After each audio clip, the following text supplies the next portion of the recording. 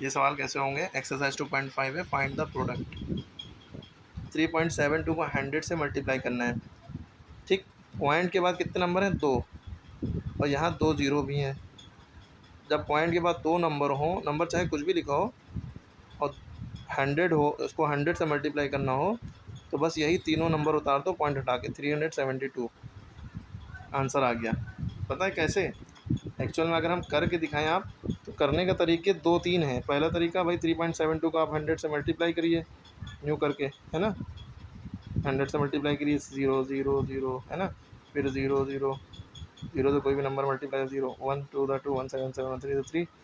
तो ये सब इस तरह से प्रॉपरली आप 372 आ जाएगा मल्टीप्लाई करके।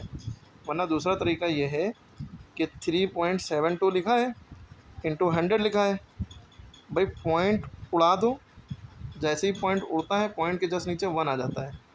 ठीक, इसके बाद 2 नंबर हैं तो 2 ज़ीरो बढ़ जाते हैं। ठीक, अब हमारे पास क्या एक्चुअल में सवाल बन गया?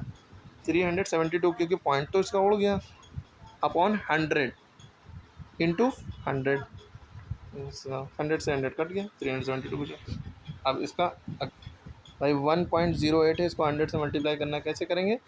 1.08 लिखा इंटू 100 लिखा कॉपी में, इक्वल टू लगा के पॉइंट उड़ाएंगे, पॉइंट के जस्ट नीचे क्या आएगा? 1 आएगा। 2 नंबर है तो 2 ज़ीरो, 3 नंबर है तो 3 ज़ीरो, पॉइंट के बाद 1 नंबर है तो 1 ही ज़ीरो बढ़ेगा। ठीक है, उसके बाद देखिए 100 है, 100 से 100 कट जाता है।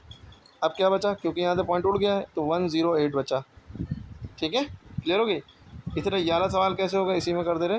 अच्छा 11 कैसे होगा? पॉइंट उड़ाया, पॉइंट के जब 1 आया, 2 नंबर है तो 2 ज़ीरो बढ़ गए, 100 से 100, 100 से 100 के 2 ज़ीरो कटे 1000 के। अभी क्या बचा? 3 इंटू 10 बचा, 3 इंटू 10, 3 10 30। नीचे जो 1 बचता है, 100 बनता है 100, 1 नहीं लिखते हैं। क्लियर होगी बात?